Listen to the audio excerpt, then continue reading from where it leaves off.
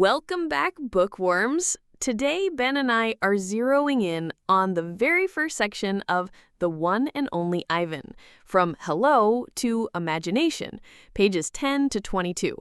We're going to pull out those fantastic worth-learning sentences and vocabulary words and really dig into what they tell us.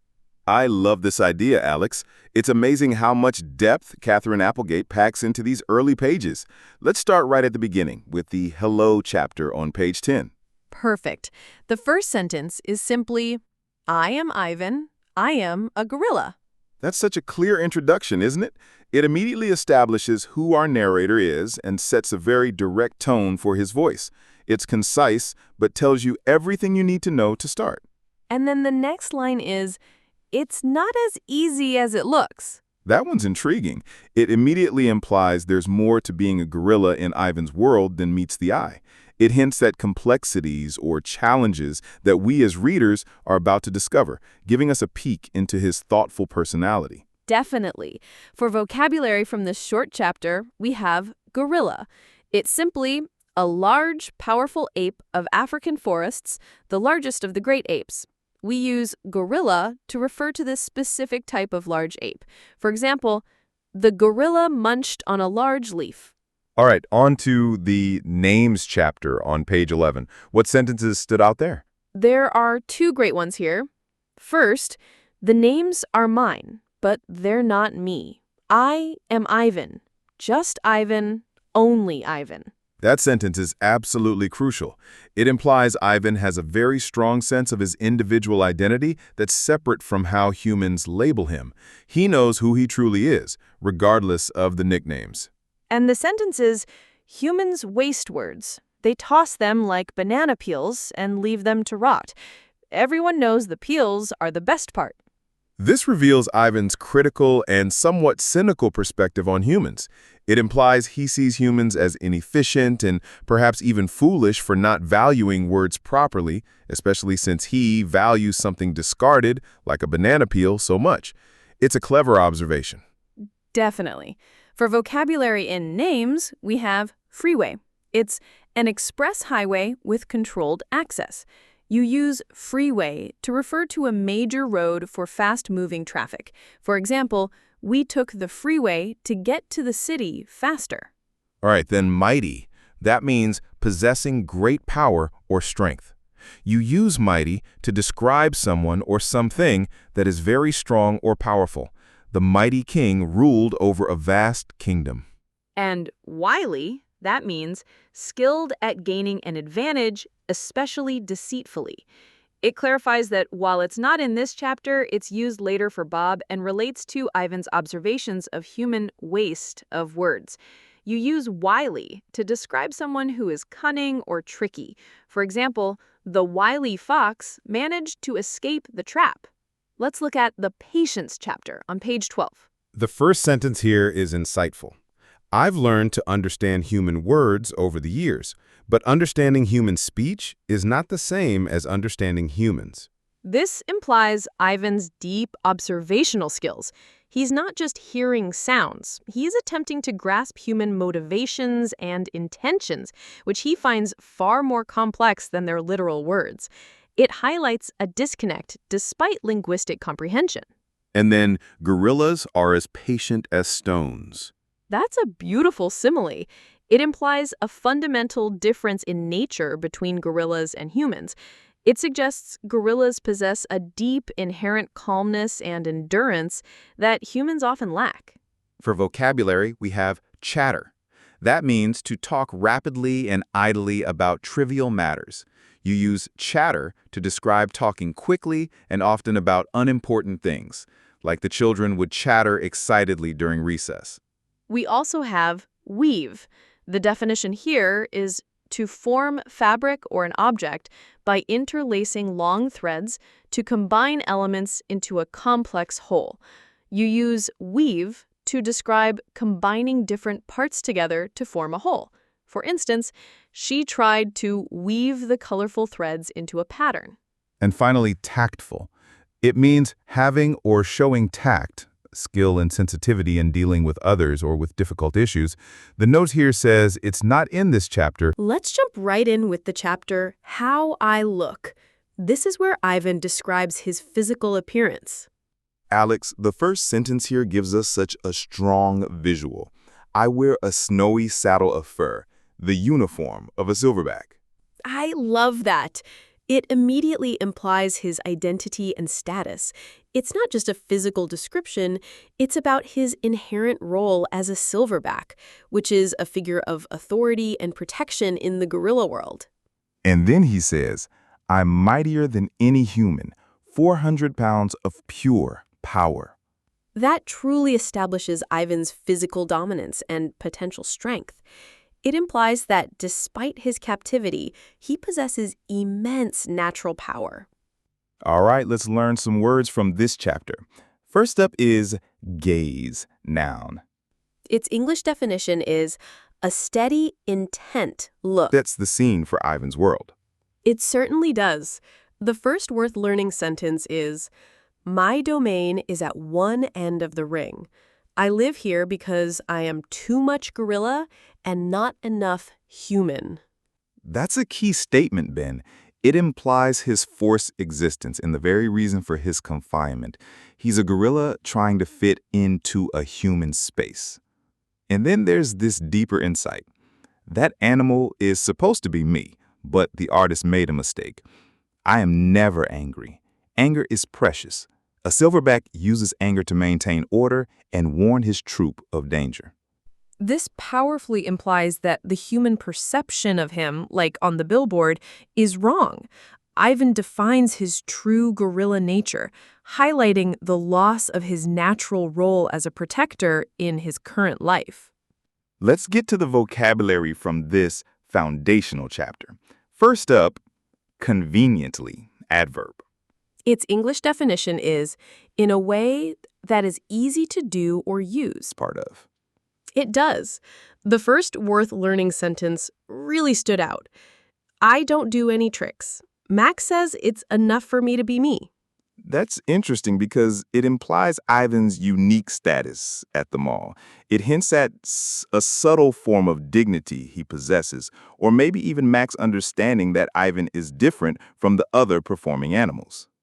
And then there's this powerful simile. Our circus doesn't migrate.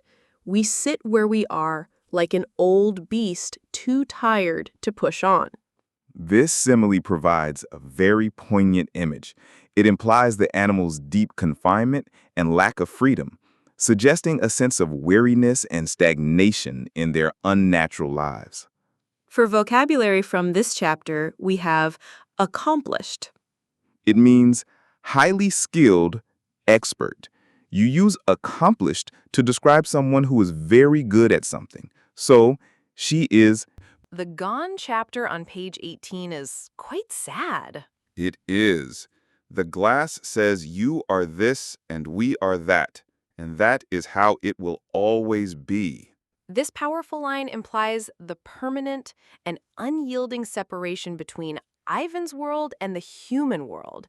It highlights the fixed nature of his confinement. And the man wipes the glass, and then I am gone. This simple sentence implies Ivan's transient and vulnerable presence in the human world. His individuality is easily erased, reflecting his lack of true recognition or permanence. For vocabulary, uninvited. It means not asked or requested to come. You use uninvited to describe someone or something that appears without being asked.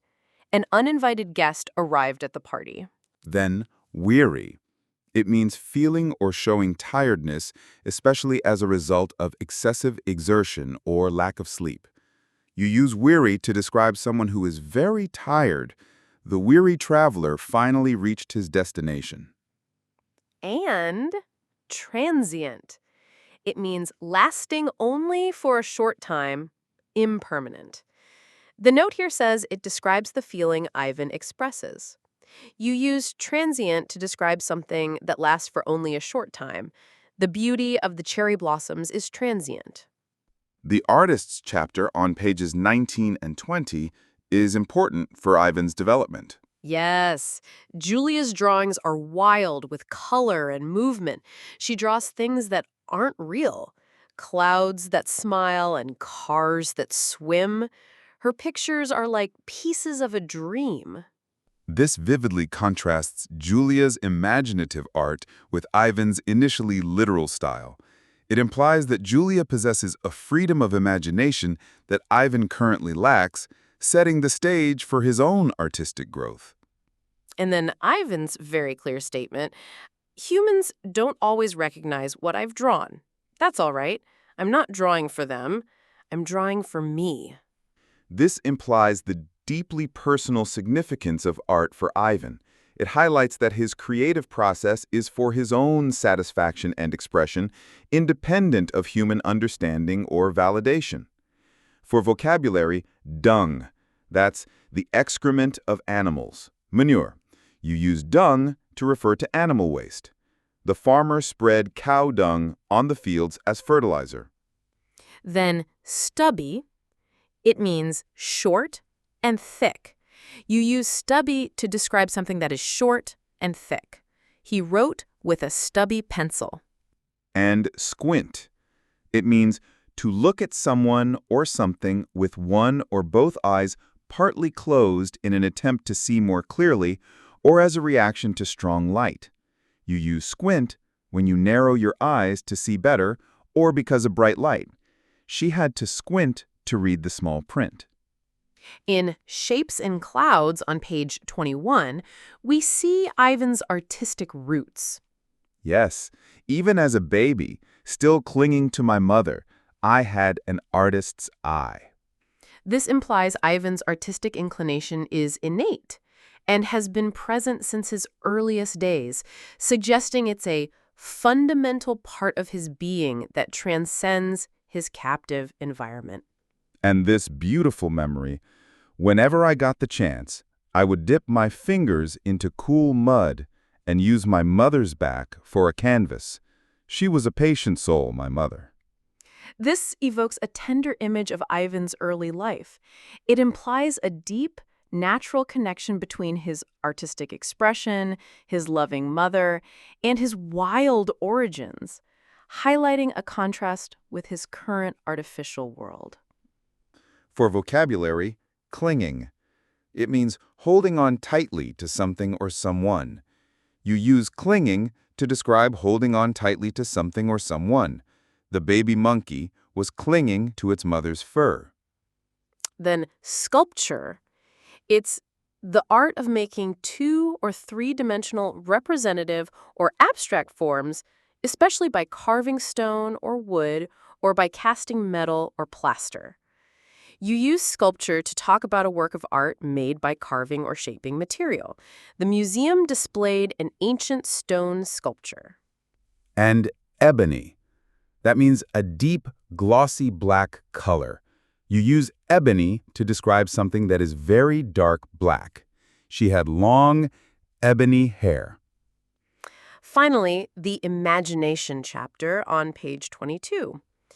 It introduces a yearning Ivan has. Someday, I hope I can draw the way Julia draws, imagining worlds that don't yet exist. This implies a nascent desire that is beginning to develop within Ivan for a more imaginative and transformative artistic expression. It hints at a future potential that contrasts with his current resigned state. And the very honest admission, mostly I think about what is, not what could be. I've learned not to get my hopes up. This implies Ivan's current mindset is a coping mechanism. It reveals a spirit that has been dampened by long-term confinement, suggesting a pragmatic approach to avoid disappointment, but also highlights a lost potential. For vocabulary, ponder. That means to think about something carefully, especially before making a decision or reaching a conclusion. You use ponder when you think deeply and carefully about something. She sat quietly, pondering her next move. Then exist. It means of a thing have a real or objective being.